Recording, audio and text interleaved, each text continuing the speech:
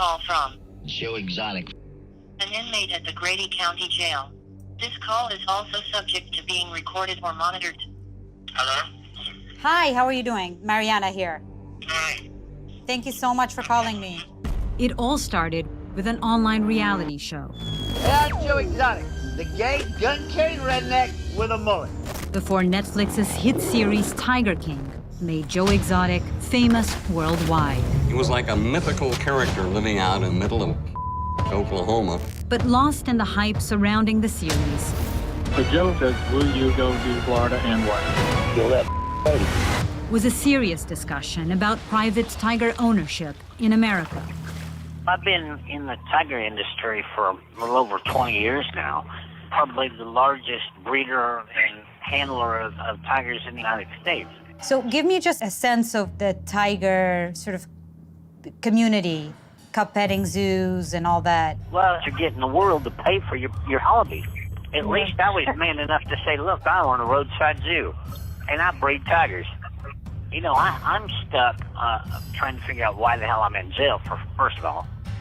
To be clear, Joe Exotic is behind bars because he was convicted of the attempted murder for hire of Carol Baskin, as well as 17 wildlife crimes. In the words of the judge at Joe Exotic's sentencing, Joe is a master manipulator who is engaged in, quote, systematic trafficking of tigers and other big cats.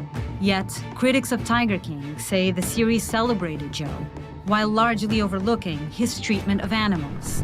Joe is not a folk hero. He is somebody who for decades profited off of the exploitation and abuse of animals, and Joe is finally where he belongs.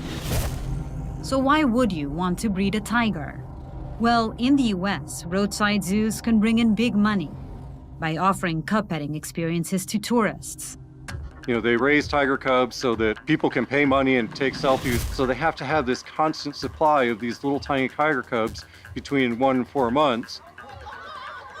So there's just this huge breeding operation. But the key thing here is that after the cubs are about 4 months old, they're too dangerous for the public to handle. They need to be handed off somewhere. And often I don't think we really know what happens to them. To understand the scope of the issue, National Geographic magazine reviewed Joe Exotic's records from 2010 to 2018 and learned that his zoo traded nearly 200 tigers with dozens of other private owners across America.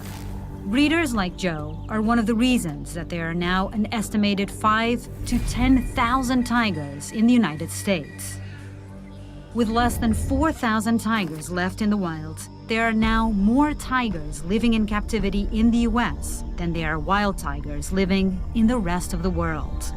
If something's endangered, hell, we need to start breeding it, do we not? Is that not what the purpose of it being endangered is we need more of?